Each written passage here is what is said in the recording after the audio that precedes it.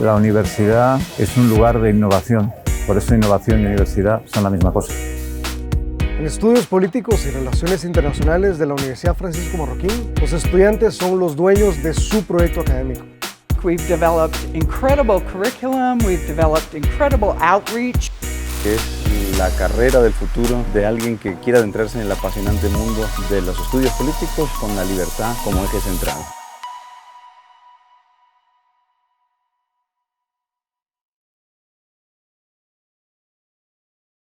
Mi nombre es Will Ogilvy, coordino la licenciatura en Asuntos Globales en el Instituto de Estudios Políticos y Relaciones Internacionales de la Universidad Francisco Marroquín. Les doy una cordial bienvenida a esta conferencia ¿Por qué retrocede la democracia liberal? Para tratar este tema, que es fascinante, contamos con la participación de Eduardo Fernández Luiña, doctor en Ciencia Política por la Universidad Santiago de Compostela, España, y un profesor muy querido dentro de la universidad, en la Casa de Libertad y, por supuesto, en la facultad. En la actualidad, como digo, es profesor de Ciencia Política en el instituto y además tiene intereses académicos muy amplios y muy relacionados a este tema. Entre ellos está la política comparada, los estudios latinoamericanos, estudios europeos, sistemas electorales, sobre los que hemos hecho algún vídeo ya en la facultad con él, sistemas de partidos y calidad democrática. Cuenta con publicaciones en distintas revistas y libros de América Latina y España. Así que, Eduardo, bienvenido a tu casa. Muchas gracias, Will. Efectivamente, muchas gracias por la bienvenida al hogar. Es un placer estar aquí contigo para hablar de este tema que es un temazo. Es un temazo y además yo estoy siempre particularmente muy agradecido porque además tú fuiste quien me introdujiste a mí a la universidad. Así que para mí es un placer también abrirte la puerta de nuevo a la casa, ¿no? Aunque sea de manera virtual. Así que, pues bueno, Eduardo, la verdad que cuando te lancé la propuesta, ¿no? de hacer este vídeo es porque creo que los síntomas, ¿no? de la regresión democrática están en mente de seguro de muchas de las personas que nos están viendo, ¿no? Pues desde la centralización del poder en el Ejecutivo, politización del Poder Judicial, ataques a los medios de comunicación independientes, etcétera, ¿no? Son cosas que se están viendo, más de lo que nos gustaría casi todos, ¿verdad? Por distintas partes del mundo y el mundo iberoamericano que nos interesa en particular. Y, pues bueno, hay distintas lecturas de por qué sucede esto y yo quería que nos echaras un cable con todo tu expertise que ya tienes en todos estos asuntos para dar un poco de sentido a todo esto que estamos viendo en los titulares. Así que, bueno, de nuevo, bienvenido y la verdad que para hablar de la regresión de la democracia liberal, quizás es buena idea que nos expliques qué entiendes, ¿no? por democracia liberal. Bueno, pues la verdad es que efectivamente yo creo que lo primero hay que por lo menos clarificar los términos que uno utiliza y quizás efectivamente lo mejor sea empezar por definir qué es una democracia liberal, ¿no? Hay mucha literatura en ese sentido, hay mucha literatura politológica, me viene a la mente Robert Dahl, me vienen a la mente los grandes de la ciencia política, pero es cierto que, por ejemplo, Giovanni Sartori, en ¿Qué es la democracia?, que es un trabajo clásico, dice que democracia y república no son lo mismo, ¿no? Y obviamente, efectivamente, tenía razón, ¿no? El concepto democracia siempre ha estado sujeto a mucho debate y a mucha discusión y honestamente creo que lo mejor para afinar, digamos, la definición de democracia en nuestro tiempo pues es adjetivar el mismo, ¿no? Hay muchos tipos de democracia, democracias populares o populistas, algunos hablan de democracias deliberativas, nosotros, los que solemos creer en la libertad, hablamos de la democracia liberal, ¿no? ¿Y qué es una democracia liberal? Hombre, yo creo que es una forma política muy particular, una forma política que se desarrolla sobremanera en la segunda mitad del siglo XX y que tiene tres pilares que la fundamentan, ¿no? Que sirven para edificar el edificio de la democracia liberal. Dos de esos pilares hacen honor al nombre, ¿no? Por un lado, el pilar democrático, que yo creo que tiene dos ingredientes clave, el sufragio pasivo, por un lado, y el sufragio activo. Parece una tontería cuando se reflexiona sobre el pilar democrático, pero debemos ser conscientes que muchas veces los problemas no están en el sufragio activo. El derecho a votar se encuentra en casi todos los países que se definen democráticos. Los problemas suelen estar en el sufragio pasivo, en el derecho a ser votado, ¿no? Y parece una tontería, pero la crisis de Hong Kong, por ejemplo, y el problema que desencadena pues, esa tensa relación entre la China continental y Hong Kong, es por un problema, además de la ley de seguridad nacional, además de la ley educativa, por un problema vinculado al sufragio pasivo. En lo que se conoce como socialismo del siglo XXI, los problemas están en el sufragio pasivo, en el derecho a ser votados. No todos pueden ser votados. Y, por ejemplo, en Guatemala, en muchos municipios a nivel local, desafortunadamente, por distintas razones, en las distintas elecciones, pues no todos los partidos pueden proponer candidatos y no todas las personas pueden aprovechar su derecho a ser votado. Entonces, el pilar democrático, con esas dos facetas, el sufragio pasivo y el sufragio activo, es muy importante. Luego hay un segundo pilar, que es el pilar liberal, y que evidentemente es un pilar que tiene que estar recogido en la Constitución, o suele estar recogido en la Constitución, y es el compromiso del propio sistema político con la estructura de derechos y libertades de los ciudadanos. Evidentemente, son cuestiones, desde mi punto de vista, que deberían de ser de naturaleza pétrea, ¿no? O sea, ningún sistema político que se diga democrático podría poner en riesgo la libertad de expresión de un individuo. Ningún sistema político que se diga democrático podría poner la libertad de asociación, de movimiento, de conciencia de un individuo en riesgo, ¿no? Desafortunadamente, hay muchas veces y hay muchos sistemas políticos que ponen en riesgo ese pilar que se denomina liberal. Y por último, que es un pilar que seguro al profesor Cox le parece excelente, es el pilar republicano, ¿no? Evidentemente, república y democracia no es lo mismo, pero claro que una democracia que se diga liberal tiene que tener un pilar republicano. ¿Y qué contiene, qué esencia tiene ese pilar republicano? Yo creo que los ingredientes del pilar republicano son tres y son fácilmente definibles, ¿no? El primero es la separación de poderes, tan en riesgo en nuestro tiempo. El segundo es el imperio de la ley y no de las personas. También no es algo menor, es algo que se encuentra desafortunadamente en riesgo en nuestros días.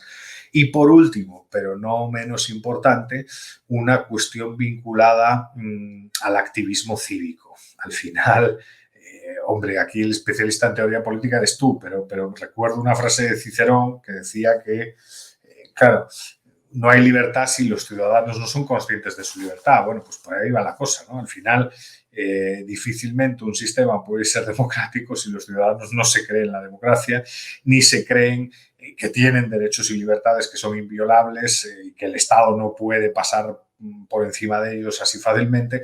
Si tienes esos ciudadanos, pues efectivamente construyes una barrera, un muro defensivo frente a la amenaza, ¿no? Si no lo tienes, pues la verdad es que, claro, esto puede degenerar, ¿no? Claro, ese es el ideal, digamos, de democracia liberal. Hay países que son democracias liberales desde mi punto de vista saludables. A día de hoy hay varias, ¿no? Por ejemplo, me viene a la mente Suiza. Suiza es una democracia liberal. Me viene a la mente Nueva Zelanda. Es una democracia liberal. Canadá, que bueno, es muy progre para mis gustos, pero bueno, es una democracia liberal. O sea, quiero decir, los tres pilares no se ponen en riesgo y los ingredientes que cada uno de los pilares posee tampoco, ¿no?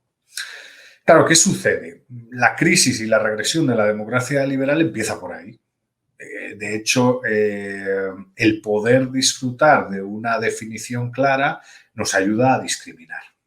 Las democracias que están en riesgo son democracias cuyos sufragios pasivos están en peligro, cuyos derechos y libertades, los derechos y libertades recogidos en la Constitución de los ciudadanos, están en peligro y, obviamente, donde empieza pues, a desaparecer, a diluirse en la historia la división de poderes y se empieza a gobernar por decreto y el imperio de la ley pues brilla por su ausencia. Al final, lo bueno de tener una definición potente de democracia liberal es que nos ayuda a discriminar y nos ayuda a evaluar. Nos ayuda a discriminar ayudándonos a detectar qué es y qué no es una democracia liberal y nos ayuda a evaluar si una democracia liberal está degenerando o, por el contrario, está adquiriendo fuerza. Si, evidentemente, los poderes ejecutivos se vuelven cada vez más fuertes, la naturaleza liberal de dicha democracia está erosionándose. Si los decretos nacionales de urgencia, el gobernar por decreto, sea en un parlamento en un sistema parlamentario tipo europeo, o sea por decretos nacionales de necesidad y urgencia a la Argentina, pues evidentemente estamos percibiendo ahí también una erosión de la democracia. Y si la estructura de derechos, la propiedad privada, la libertad de expresión, la libertad de asociación, la libertad de conciencia son perseguidas, pues estamos viendo que esa democracia está erosionándose, ¿no? Claro, aquí hay dos, que era lo que comentábamos fuera de cámara y que me parece una cosa muy interesante. Hay una ola, hay varias olas democráticas, ¿no? Mínimo 3, ¿no? Según Huntington, ¿no? Los sistemas que nosotros conocemos bien, los sistemas del sur de Europa y los sistemas de Iberoamérica, son sistemas mayoritariamente de tercera ola. Paradójicamente, los de segunda ola, pues algunos están en crisis, ¿no? Costa Rica es de segunda ola, no está en crisis. Colombia es de segunda ola, pero estuvo en crisis mucho tiempo y está más o menos en crisis. Y bueno, el tercero es Venezuela, que ya sabemos que es una dictadura. Pero la gran mayoría nacen como democracias liberales y luego van degenerándose. O sea, constitucionalmente, la Constitución dibuja una democracia liberal, pero esa democracia liberal o nunca se llega a poner en práctica en el entorno iberoamericano, o cuando se pone en práctica triunfa durante poquito tiempo y luego va perdiendo, digamos, calidad. En el sur de Europa sucede un poco lo mismo, ¿no? Obviamente, a excepción de Italia, Portugal, Grecia y España son también democracias de tercera ola, ¿no? De los 70 para adelante. Y un poco sucede lo mismo. Son democracias que explotan en calidad, o sea, son democracias de grandísima calidad durante un cierto periodo de tiempo, pero progresivamente se van erosionando. Ahora, lo curioso de la crisis de la democracia es que esto no solo sucede pues, en Iberoamérica, que desde su nacimiento ha tenido problemas, y en el sur de Europa, que desde su nacimiento ha tenido problemas. A partir del año 2015-2016, autores como Steven Levitsky, de la Universidad de Harvard, Yascha Mounk, Roberto Stefan Foa, empiezan a publicar en el Journal of Democracy y luego en libros la famosa crisis de la democracia, o por qué mueren las democracias o cómo mueren las democracias. Pero la cosa es que lo que empiezan a detectar es que a través de encuestas de opinión publicadas originalmente en la encuesta mundial de valores, que fue la encuesta que sirvió, digamos, de base de datos para todo, la famosa encuesta mundial de valores que coordina Ronald Inglehart, un politólogo de primerísimo nivel, o Pippa Norris. Bueno, en esa encuesta empezaban a detectar que las cohortes etarias más jóvenes tenían valores más autoritarios. Es decir, que a los más jóvenes les importaba menos la democracia. Que a los más jóvenes les atraía lo de el hombre o la mujer fuerte. Es decir, les atraía lo de, prefiero un líder carismático a que haya un montón de políticos discutiendo en un parlamento y que las decisiones se dilaten en el tiempo y tal. Y eso, curiosamente, pues para algunos puso de moda otra vez el famoso concepto de democracia delegativa que en su momento había definido Guillermo O'Donnell. Guillermo O'Donnell es un politólogo argentino de mucha calidad, yo creo que uno de los grandes politólogos latinoamericanos, y él se va a la Universidad de Notre Dame, al Kellogg Institute. De hecho, no recuerdo ahora exactamente, pero creo que fue el fundador del Kellogg Institute, y empieza a generar producción académica sobre transiciones, por un lado, un poco como Juan Linz y otros, y calidad democrática, y de la mano de la calidad democrática, la poca calidad democrática que hay en los sistemas iberoamericanos. A día de hoy, desafortunadamente, creo que todos están un poco igualados en lo malo, ¿no? Las democracias que degeneran en cualquier parte del mundo, lo que hacen es fortalecer el poder ejecutivo, lo que hacen es, obviamente, separar, una ausencia total de la separación de poderes, y se aprovechan, y esto es muy importante, de sociedades civiles cada vez más débiles, que es ese pilar republicano. El pilar republicano apela a Estado de Derecho, división de Estado de Derecho, imperio de la ley, división de poderes y activismo cívico. ¿Qué sucede? Que las sociedades civiles, o nuestras sociedades civiles, suelen ser sociedades civiles débiles. Tenemos instituciones intermedias débiles. Por seguir con las definiciones, para mí, ¿qué es una sociedad civil? Para mí, ¿qué es la sociedad civil? Que es un concepto también complicado de definir. Yo defino la sociedad civil como una agrupación voluntaria de personas independiente financieramente del Estado y con ansias o con anhelos de influir en cuestiones de naturaleza política, sean estrictamente sectoriales o sean generales, ¿no? Hay asociaciones civiles que lo que buscan es la protección de las libertades individuales. Hay asociaciones civiles que lo que buscan es mejorar la calidad de las fiestas de su pueblo, de un pueblo. Pero el punto es que son independientes financieramente del Estado. Y aunque parezca una tontería, es un contrapeso. ¿Qué suele verse en las democracias de baja calidad? Suele verse que esta sociedad civil es progresivamente capturada. Es decir, el Estado las captura pues financiándolas y tal. Ahora, claro, ¿qué razones hay para la regresión democrática? Bueno, hay varias razones, ¿no? Hay varias razones, o sea, pero yo creo que hay tres grandes razones. La primera razón, sobre todo, y son tres grandes razones en general, ¿eh? Luego habría que ver por cada país y tal. Pero yo creo que hay tres palabras que son clave. Palabra clave 1, fracaso de las élites. Es decir, las democracias pierden prestigio porque las élites no responden a las necesidades de la gente. Por varias razones. La razón más visible es claramente la corrupción política e institucional. Segunda razón que erosiona la democracia, el fracaso económico. Evidentemente, y sobre todo en el mundo occidental, pero yo creo que también forma parte de la crisis estructural de la democracia en Iberoamérica, es el fracaso económico. El fracaso económico lo que hace es que la gente se frustre, se desespere, no sea capaz de encontrar, digamos, asidero en su vida, ¿no? No sea capaz, claro, la crisis económica genera mucha inestabilidad. Y, por último, pero no menos importante, problemas de inserción en el proceso de globalización. Problemas de inserción en el proceso de globalización. Es decir, no se digiere bien la inserción en la globalización. Estas tres grandes razones han contribuido a la crisis de confianza que sufrimos en la actualidad. Y como pueden ver, pues todos aquellos que nos escuchan, hombre, son tres razones de peso.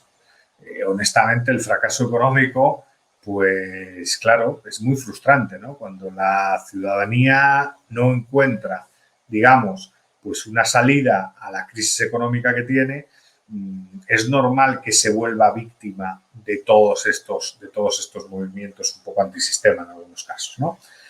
¿Se me oye bien, Well? Se oye, pero te quería preguntar por el tercer punto, porque creo que tanto el primero como el segundo se entienden relativamente bien, pero el tercer punto puede a lo mejor costar un poco más que se entienda. Sí, es que es muy interesante. Yo creo que el tema de la globalización, que no es un tema menor, vamos a ver, la globalización, la inserción de los países en los mercados globales es cuando menos deficiente. Es decir, se privilegian a determinados actores y se castigan a otros, ¿no? Obviamente, en algunos regímenes ultraproteccionistas, pero con grandes empresas multinacionales, pues encontramos la cara mala de ambos mundos, ¿no? Tienes una empresa multinacional que monopoliza un determinado mercado, disfruta de una posición de privilegio, que tiene una visión global, pero al final el pequeño trabajador no tiene opciones para encontrar trabajo, hay desempleo estructural y tal. Y eso lo ha utilizado la izquierda mucho para criticar el neoliberalismo, para todo este tipo de cosas. O sea, no olvidemos que por ejemplo, todo lo que fue el consenso de Washington y toda la crítica al consenso de Washington va un poco por ahí, ¿no?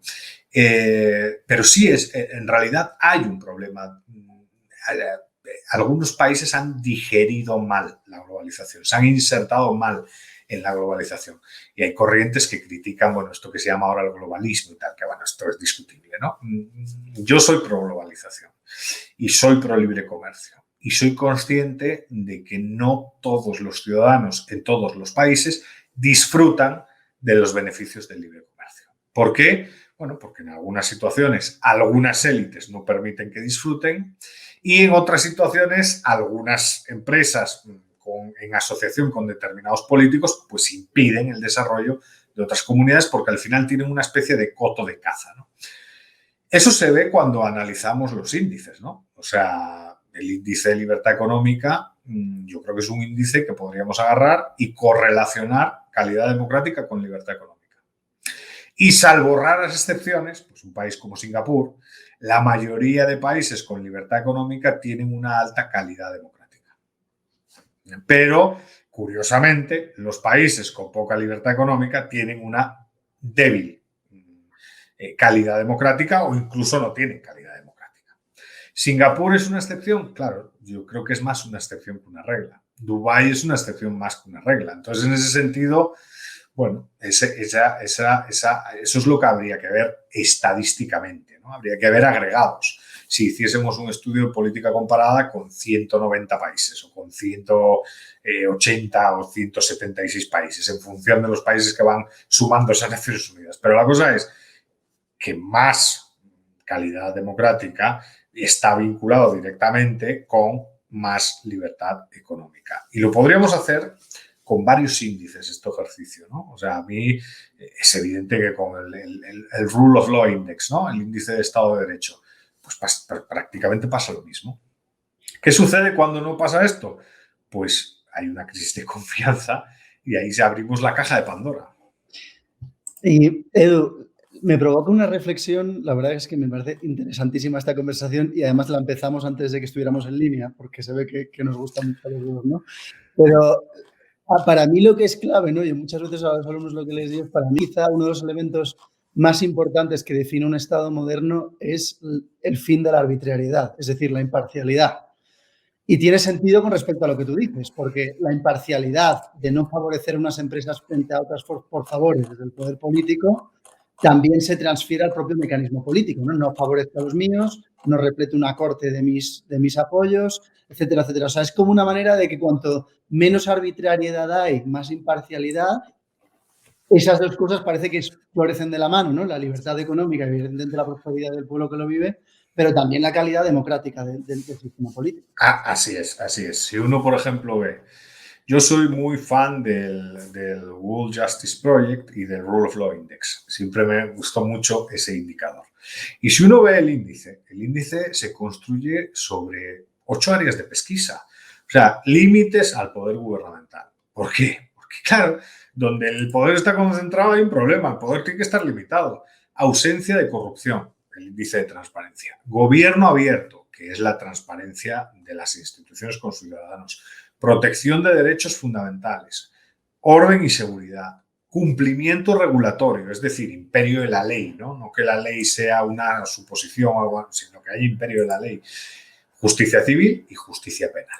O sea, al final todo tiene que ver con eso, ¿no? Con ausencia de arbitrariedad, con predecibilidad, es decir, una democracia tiene que ser predecible para generar confianza, ¿no? Porque yo al final necesito crear un negocio y necesito confianza, necesito predictibilidad, necesito pensar a largo plazo. ¿Cómo dice Bastos, no? Capitalismo, trabajo duro, capitalismo, ahorro y trabajo duro, ¿no? Pues claro que sí. Para hacer eso necesito que sea predecible la realidad.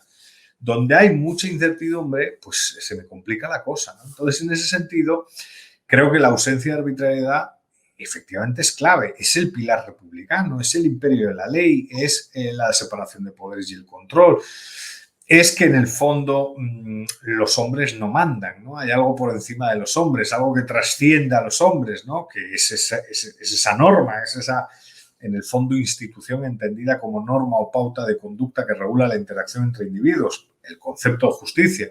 Entonces, en sí mismo, claro, todo eso, pues se está perdiendo en algunos países, ¿eh? Yo repito que esto es en algunos países, pero claro, hay una deriva muy preocupante, que además se observa en el quizás el índice de democracia más prestigioso que hay, ¿no? Muchas veces cuando hablamos del índice de democracia hablamos de The Economist o hablamos de Democracy Index, que no digo que sean malos, pero no son los más prestigiosos, y los más prestigiosos pues son, por ejemplo, el producido por BDEM, ¿no? Que al final habla de 4 tipos de sistemas políticos: autocracias cerradas, autocracias electorales, autoritarismos competitivos, que si quieres pues vamos por ahí, vemos qué es eso; democracias electorales, que son esas democracias delegativas en las cuales cada 4 años la gente vota y, bueno, entrega todo el poder a una persona y de cada 4 años va cambiando ese poder, pero en realidad no hay calidad. Honestamente, por ejemplo, Guatemala es una democracia electoral. Y luego democracias liberales, ¿no? Que son estas que cumplen pues esos principios que he citado antes, ¿no?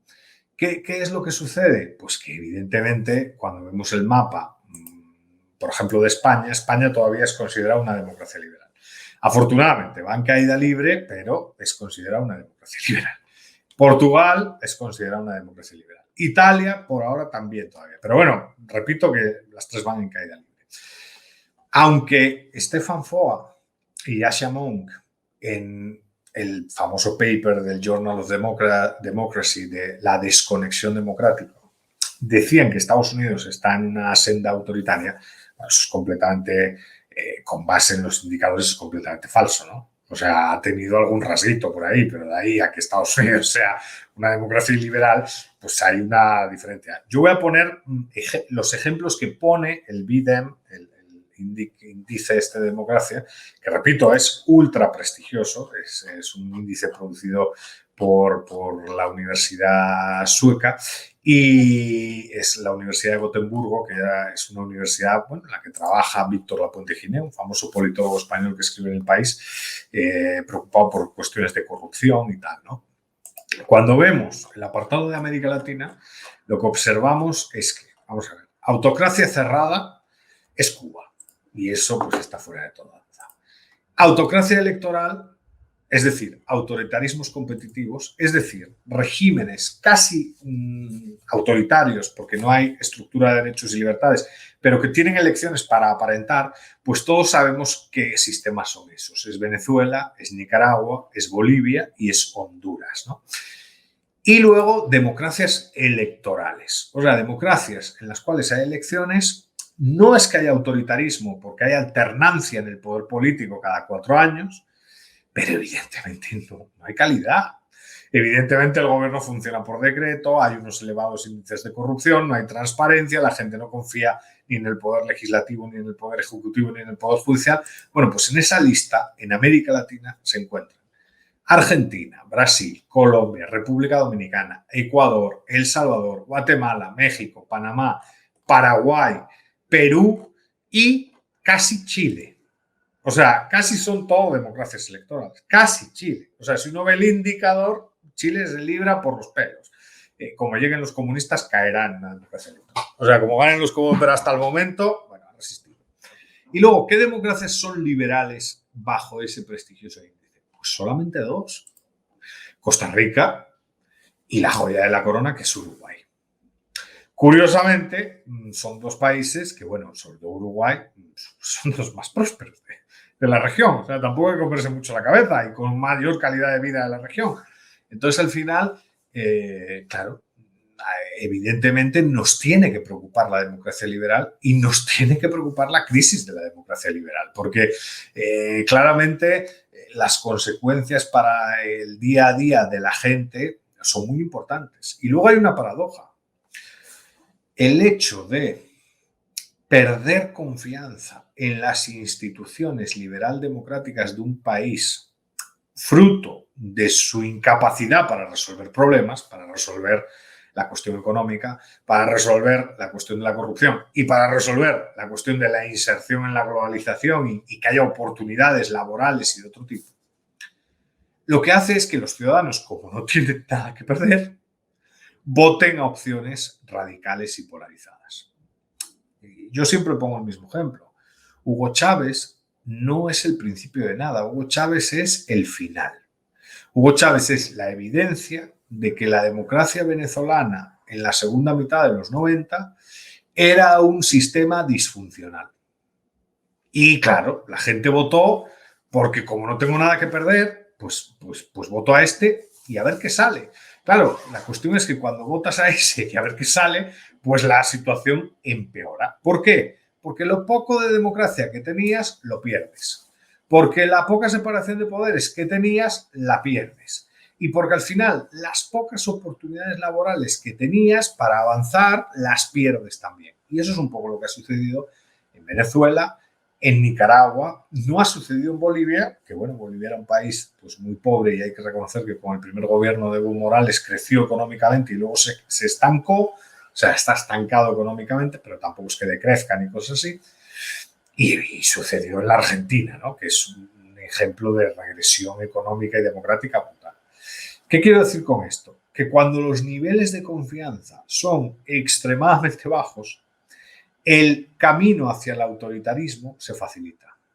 Y eso, desafortunadamente, pues es lo que hemos visto en varios países de América Latina. Entonces, claro, por ejemplo, una democracia electoral tiene un riesgo brutal. Yo, por ejemplo, a día de hoy estoy muy preocupado por esa lista de países, por Chile, Argentina, Brasil, Colombia, República Dominicana, Ecuador, El Salvador, Guatemala, México, Panamá, Paraguay y Perú. ¿Por qué estoy preocupado?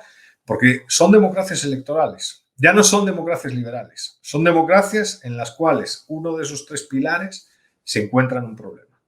Y tienen dos caminos. Hay el camino de apostar por una solución e intentar retomar el camino de la democracia liberal recogido en la Constitución, o si la gente elige mal, transitar hacia el autoritarismo competitivo en un proceso de degeneración democrática, que es una especie de transición inversa, ¿no? Fuiste dictadura, te volviste democracia, la democracia se volvió de mala calidad y esa democracia de mala calidad condujo otra vez al autoritarismo. Es como una transición inversa. Claro, todo esto es muy problemático porque muchas veces, desafortunadamente, la gente no lo ve, pero hay varios países que se juegan su futuro en una elección. Lo que ha pasado, por ejemplo, en Ecuador el fin de semana. Lo que ha pasado en Ecuador el fin de semana, yo es que lo disfruté más que un partido de la NBA, que soy muy fan del básquet. ¿Por qué lo disfruté? Hombre, porque ver el final de 14 años de correísmo es un placer, joder, es música para los oídos. O sea, y a lo mejor no todo el mundo está a favor de Guillermo Lasso, o no todo el mundo está a favor del programa liberal de Guillermo Lasso, o del 100% del programa liberal de Guillermo Lasso. No importa. Sabemos que con Guillermo Lasso la libertad de expresión se va a garantizar, la libertad de asociación se va a garantizar, la libertad de movimiento se va a garantizar. Sabemos que habrá una apuesta más débil o más fuerte con el libre comercio, pero habrá más libre comercio del que hay ahora y quizás no sea perfecto, pero no importa, contribuirá a proteger dentro de las dificultades que tenga, porque bueno, el Congreso está controlado por los correístas, pero contribuirá a proteger la democracia liberal. Y hay un montón de países que están en esa tesitura, ¿no? México tiene elecciones regionales este año, Colombia tiene elecciones presidenciales en breve. Bueno, hemos visto lo que ha pasado en Bolivia, que ha sido una deriva autoritaria otra vez. Por cierto, con la expresidenta en la cárcel. Nadie dice nada, no veo a ningún organismo internacional diciendo que se han violado los derechos y libertades de esa señora y tal. Pero el punto es que hay un proceso de regresión en unos países, en otros no, y que la gran mayoría de los países iberoamericanos son democracias electorales. O tienen que apostar por la democracia liberal, o tienen que apostar, y para mí pues eso es un drama para gran parte de la población, por convertirse en autoritarismos competitivos. Ahora yo entiendo, y me duele, pero lo entiendo, la crisis de confianza.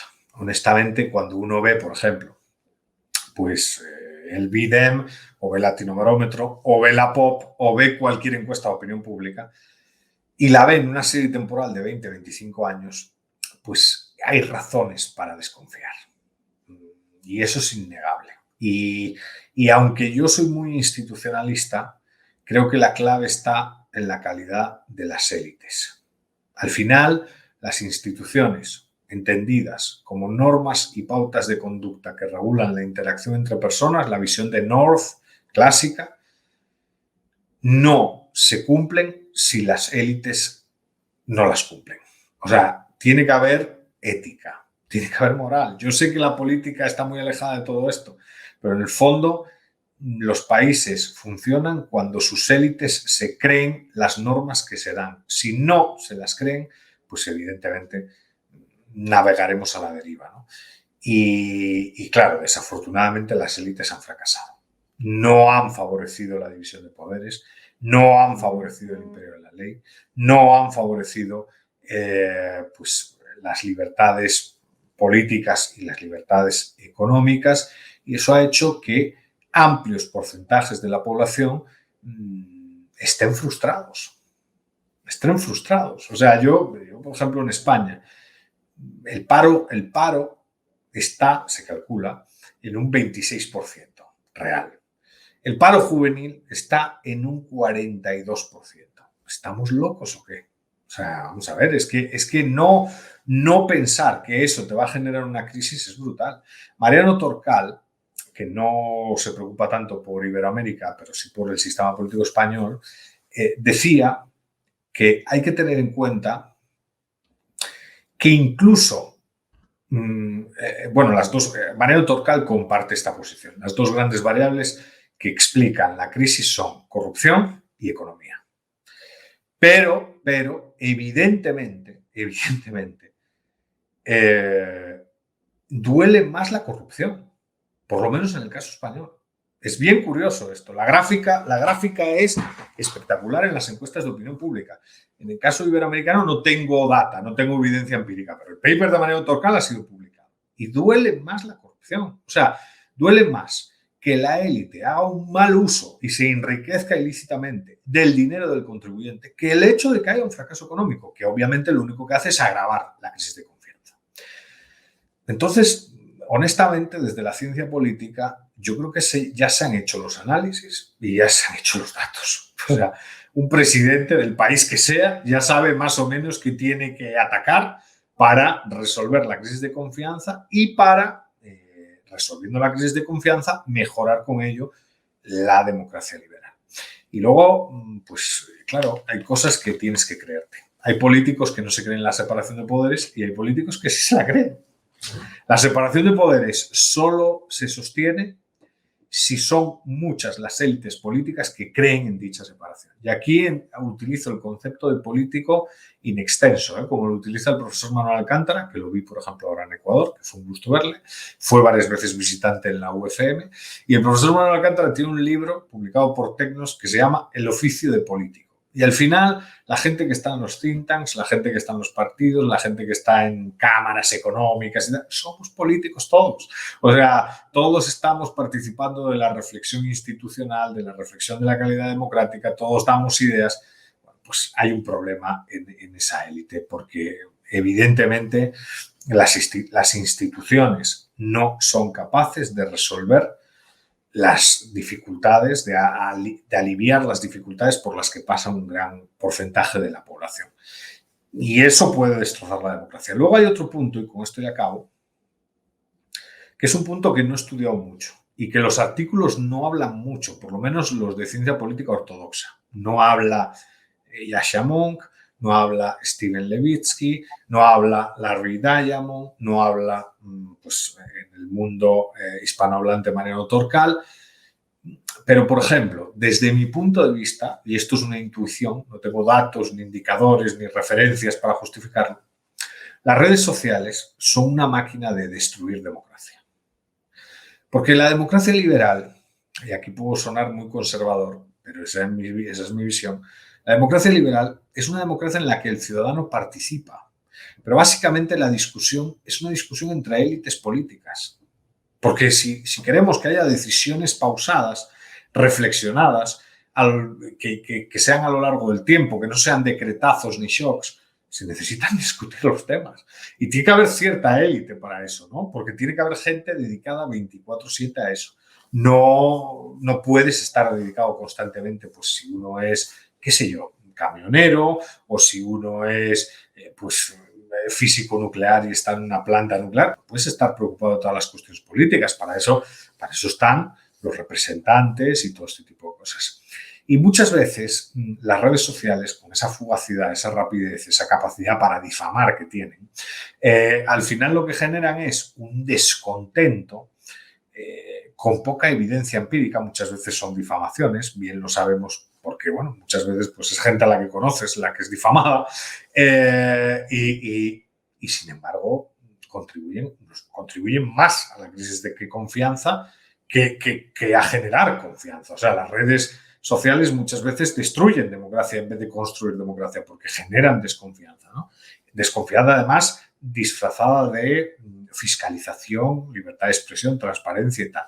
Porque al final, cuando uno consulta fuentes y tal, la mayoría de las veces o la mayoría de las voces que difaman, no difaman con buena referencia bibliográfica, ni con buen dato, ni con tal. Difaman pues, con emociones y apelando al odio y tal. Ese es un tema que yo no he estudiado, es un tema que solo hablo como intuición y es una invitación a los estudiantes para que investiguen ese tema, porque ese es un temazo, ¿no?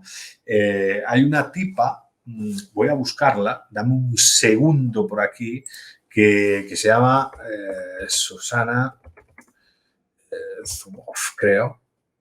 Es una profesora de Harvard. Y Susana Zuboff tiene un libro muy bueno. Esta no es una académica precisamente liberal, pero tiene cosas muy libertarias en el libro. Se llama La era del capitalismo de la vigilancia, ¿no? Que es la verdad, es un pedazo de texto, son 800 páginas. Recomendación del profesor Bastos, ¿no? Entonces es un texto que he disfrutado muchísimo y que recomiendo a todos los que les interesa este tema. Pero bueno, por mi parte nada más, Will. Yo hablo demasiado, ya sabes, me sueltas y empiezo a hablar. Vale. De hecho, he visto ese libro en la mesa de nuestro director, de Santiago. Exacto. Pues mira, tenemos una pila de preguntas y ya sabía yo que no me iba a dar tiempo a responder, pero es que antes de que pase, Dios mío, es imposible que me dé tiempo a contestar a todas estas. Pero yo te quiero hacer, tenía dos, una es un comentario, voy a hacer pregunta, pero lo voy a dejar solo en comentario para que nos dé tiempo, y la otra es algo un poco más, no sé si la palabra es elevado, pero un poco más de arriba, ¿no?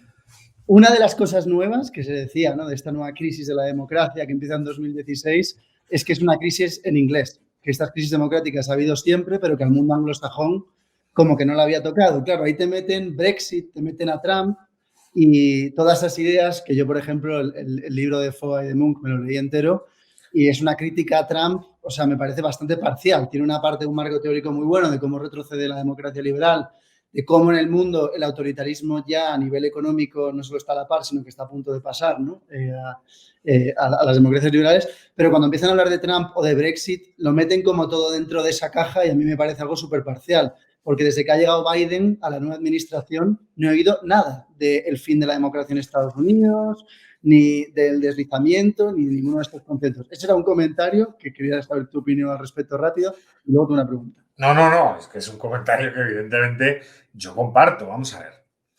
Por eso yo, al final, estos libros, que son libros muy interesantes, son libros hechos por activistas. O sea, Yascha Mounk se sabe el BIDEM, Yascha Mounk sabe cuál es el indicador de calidad democrática más prestigioso del mundo y sabe que en ese indicador Estados Unidos pierde algún puesto, pero eso no significa que deje de ser democracia liberal. O sea, vamos a ver, que por 4 años o por 8 años o por 12 años en una historia de una democracia liberal de decenas de años tengas una mala racha, no significa que dejes de ser una democracia liberal. Y lo de que efectivamente es una crisis pues, de naturaleza anglosajona, no de naturaleza anglosajona, británica y estadounidense. Porque al final el resto del mundo anglosajón está súper bien.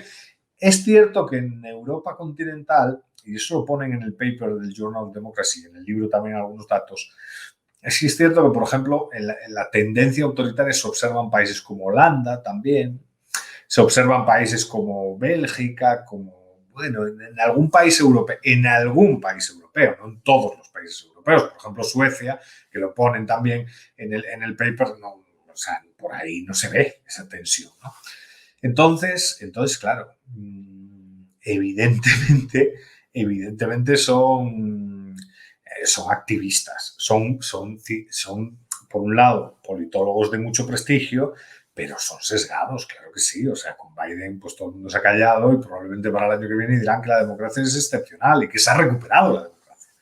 Entonces, es bastante difícil de digerir para alguien que tiene un poco de experiencia y de conocimiento sobre los sistemas liberal democráticos que un país como Estados Unidos se derrumbe en 4 años.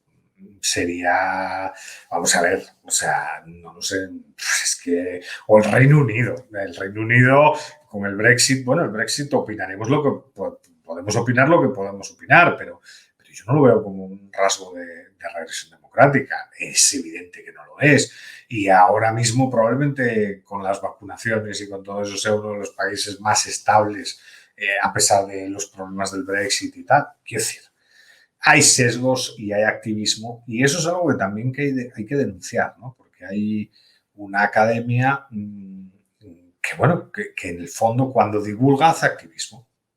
O sea, cuando escribe papers, yo creo que no lo hace, pero porque por ejemplo en el paper no hablan de Trump, claro, ahí no, en el paper de la revista y tal, ahí no.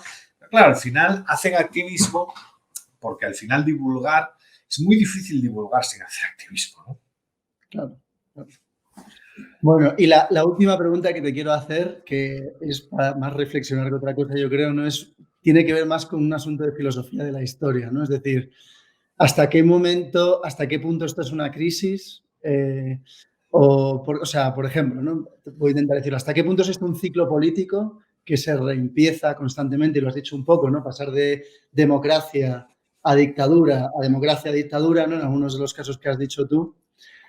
O hasta qué punto es esto un punto final, ¿no? para la democracia liberal.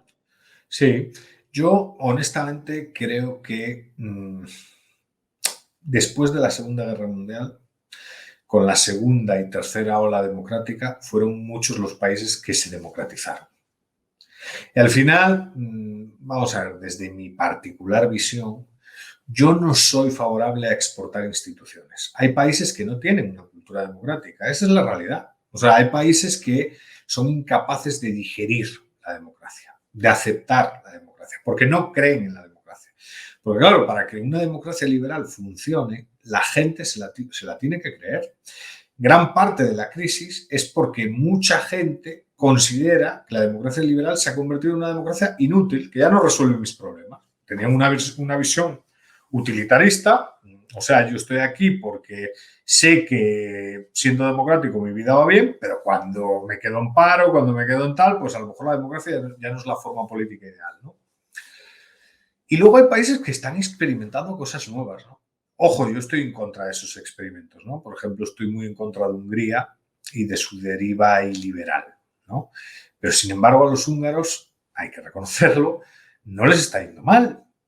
Tienen un 5% de desempleo, crecen, están resolviendo el problema demográfico, pero claro, lo están haciendo de una forma iliberal. Y yo estoy en contra, porque para mí, honestamente, lo más importante es la libertad, pero desde una posición ética. O sea, yo sé que a lo mejor en libertad pues vamos a tener problemas, pero aún así prefiero una sociedad libre que una sociedad no libre, ¿no? Yo defiendo la libertad no por una cuestión utilitarista, la defiendo por una cuestión ética, por una cuestión vinculada a la moral. Creo que es lo correcto, creo que es lo justo. Pero hay otros países pues que tienen otra cultura colectiva, ¿no? Y que prefieren que determinados líderes controlen la situación siempre y cuando esos líderes sean eficaces, ¿no? Que es un poco lo que le pasa a Víctor Orbán, ¿no? Yo no estoy a favor de Víctor Orbán, pero tampoco puedo negar que no sea eficaz lo que está haciendo. Así como con Maduro. Maduro es una bestia, Víctor Orbán probablemente también es una bestia, pero uno es eficaz y el otro es ineficaz. Uno, a lo mejor los dos son depredadores, no lo sé, pero uno se preocupa por el bienestar de su pueblo, ha reducido los flujos migratorios, ha reducido el desempleo, ha mejorado la natalidad, ha mejorado la economía, la industrialización. El otro no. El otro, hiperinflación, no sé qué. Los dos son iliberales, pero claro, uno es mucho más legítimo que otro, por una cuestión vinculada a la eficacia. Desde mi punto de vista, los dos están mal. O sea, una sociedad abierta no tiene que ver sencillamente con cuestiones de eficacia económica. Una sociedad abierta tiene que ver cuando se respetan en su totalidad y se sacralizan, de hecho, los derechos, la estructura de derechos y libertades de las personas. Y donde no hay eso, y esto es un sesgo, evidentemente, esto no es objetivo, pero donde no hay eso, pues para mí no hay un sistema político de calidad. Ok. Ahí también yo creo que hay muchas veces, ¿no? Por ejemplo, en Guatemala y en España, pues las dictaduras evidentemente se acuerdan, la gente se recuerda de ellas y mucha de la gente mayor, yo muchas veces oí la nostalgia, ¿no? De antes había orden y todas estas cosas.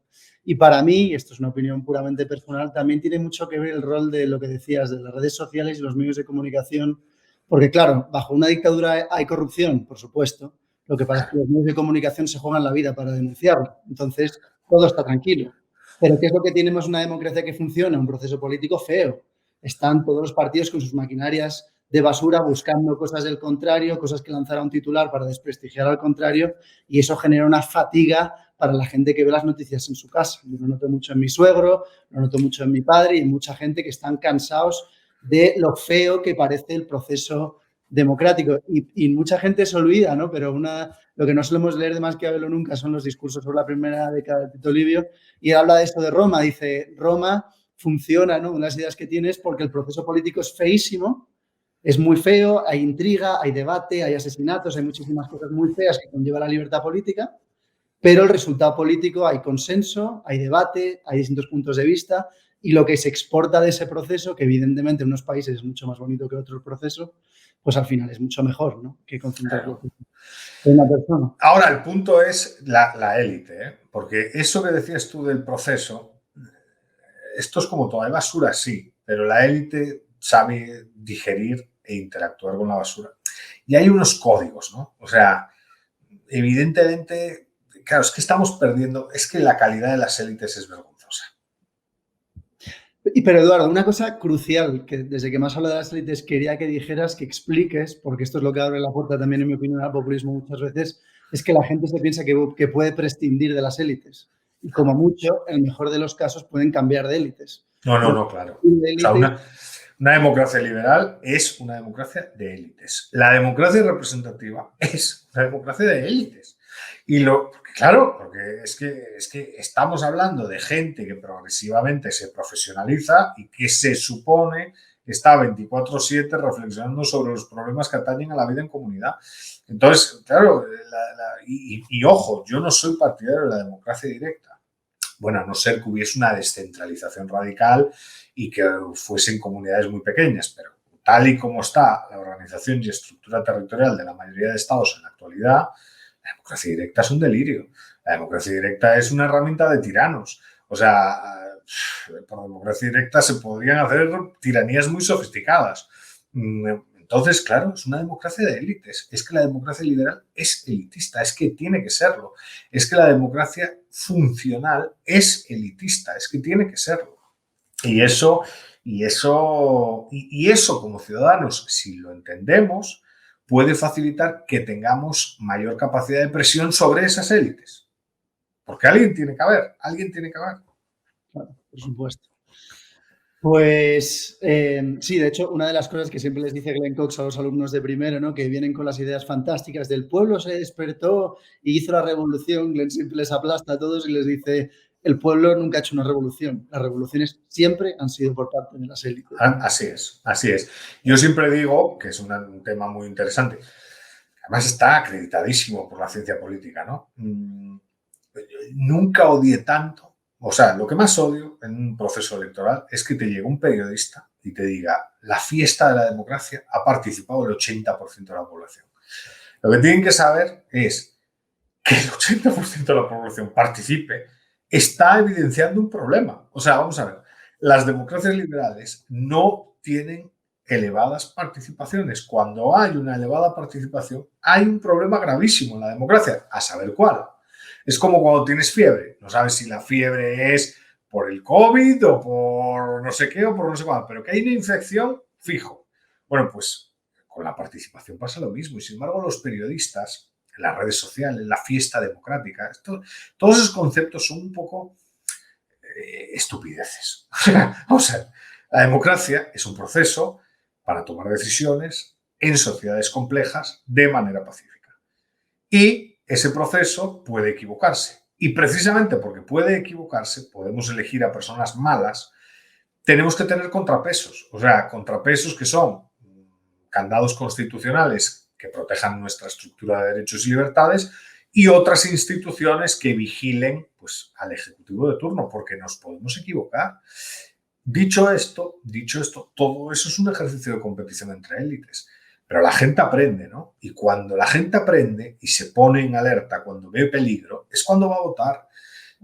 Una participación saludable es la que está entre el 50 y 60% de la población. Incluso me atrevo a decir entre el 45 y el 60% de la población. La gente que tiene un trabajo estable, que tiene confianza y que tiene la seguridad de que va a estar toda su vida ahorrando para su pensión, que va a poder pagarle a su hijo la educación, que va a poder pagar su seguro médico, esa gente no va a votar. ¿Para qué? O sea, el punto es, ¿para qué voy a incurrir en un costo si yo sé que no voy claro, no voy a contribuir ni para mal ni para bien? Todo está bien. O sea, tengo mi empleo, tengo mi trabajo, tengo no sé qué. Pero cuando eso falla es cuando voy a votar.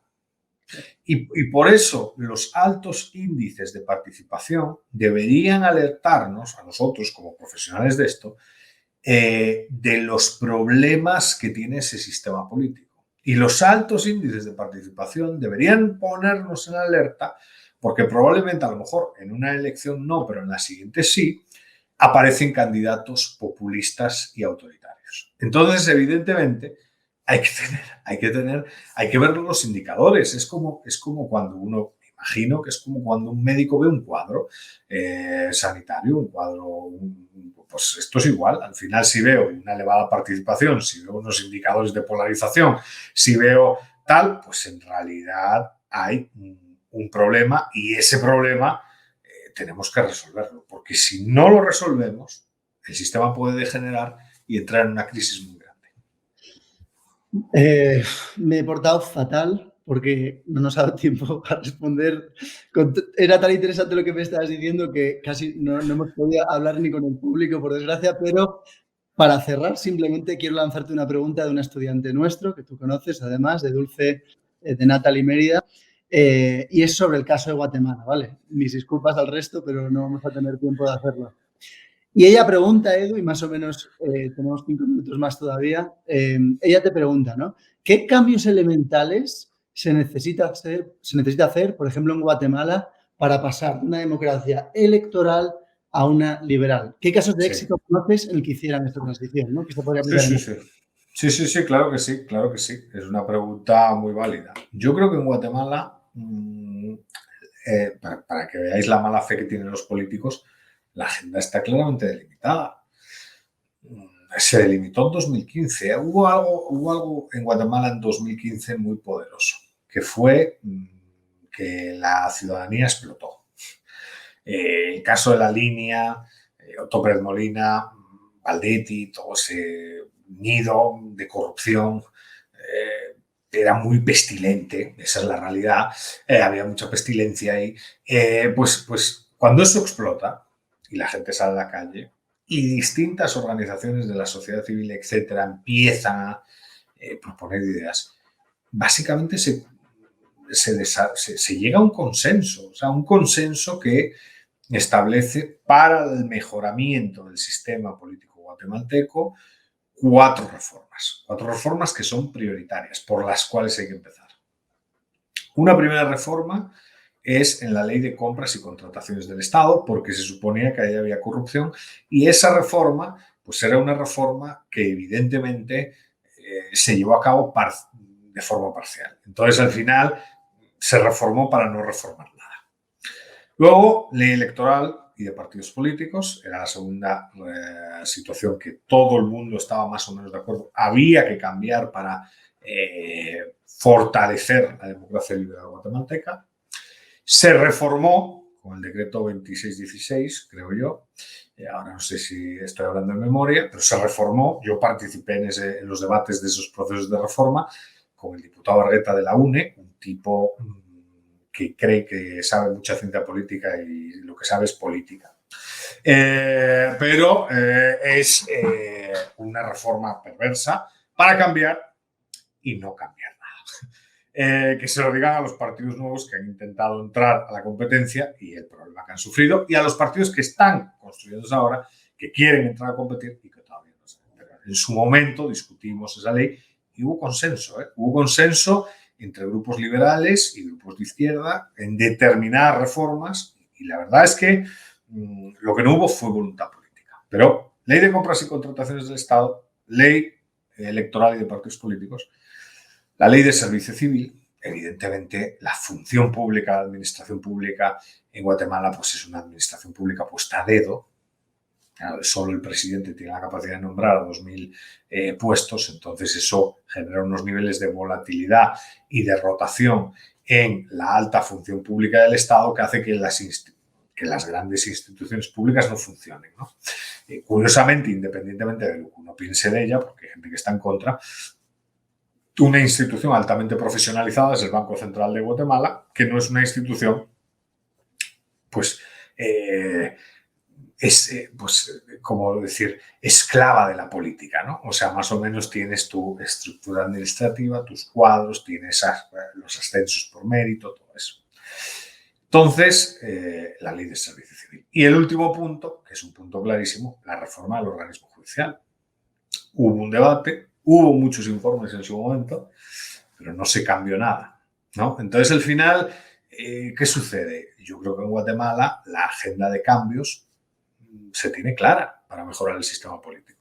Yo creo que en Guatemala lo que no se tiene claro es el cómo, y quizás en algunas áreas hay debate sobre qué contenido le damos a la reforma.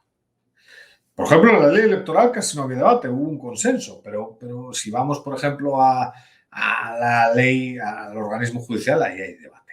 Pero la cosa es que se sabe que hay que cambiar. Claro que se sabe, porque al final es lo que comentábamos antes, una democracia liberal. La definición de democracia liberal nos ayuda a evaluar qué está funcionando bien y qué no está funcionando bien. Separación de poderes e imperio de la ley afectan al organismo judicial, al Estado de Derecho, a todo este tipo de cuestiones. Ley de compras y contrataciones del Estado, pues es transparencia y calidad de la administración pública, igual que servicio civil. Y luego la ley electoral pues tiene que ver con el sufragio. Y ya por cerrar, el sufragio en Guatemala, y yo creo que todos los guatemaltecos lo saben, es un sufragio a ciegas. La gente vota a ciegas, igual que votamos en España, que votamos a ciegas también, y por eso nuestros sistemas son partidocráticos, son sistemas partidocráticos. O sea, los partidos lo controlan todo, pero el ciudadano no sabe quién es su representante, no sabe fiscalizar a su representante, ni puede fiscalizar a su representante, y además es que es injusto que fiscalice a su representante, porque en el departamento de Guatemala votamos por una lista de 19 y en el metropolitano por una lista de 11. ¿Quién puede memorizar a 11 personas de distintos partidos que se supone son tus representantes distritales? Pues nadie. Entonces el debate que había era, bueno, pues a lo mejor hay que probar otras fórmulas sin erosionar el espíritu de la ley. Es decir, hay que probar un sistema electoral con listas, que sea multipartito, o sea, que haya multipartidismo por distrito, pero que facilite pues, que la ciudadanía conozca a su representante. Bueno, pues ese debate se tenía claro, se modificó parcialmente la ley y se cambió para no cambiar nada. Entonces, Natalie, hay que cambiar. Pues Edu, la verdad que muchísimas gracias porque no sabes cómo me he gozado esta conversación y gracias, por supuesto, a toda la audiencia por acompañarnos. Simplemente quiero recordar a la audiencia que pueden seguirnos en nuestras redes sociales. En Instagram somos @epri_ufm y pueden conocer nuestras futuras conferencias y actividades en nuestra web, nuepri.ufm.edu y /futuros/estudiantes. Ahí pueden ver todo lo último que estamos haciendo. Edu, de verdad, ya te lo he dicho, pero me lo he gozado a lo máximo esta conversación. Bueno, como siempre que charlamos, yo también me lo gozo, charlar contigo. Pues cuídate mucho, que sé que es tarde en España y nada, esperamos que vuelvas por casa pronto, por aquí por Venga, perfecto. Si Dios quiere, en agosto, ahí me tenéis molestando todo el mes, además. Muy bien, primero Dios, como dicen aquí. Así es, ojalá.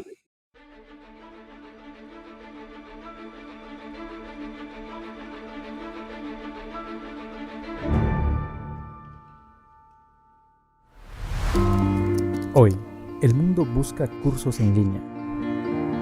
Hoy, el mundo sigue las tendencias del mercado. Hoy, el mundo necesita emprendedores. Hoy más que nunca, el conocimiento se dispersó y la Universidad Francisco Marroquín no cerró.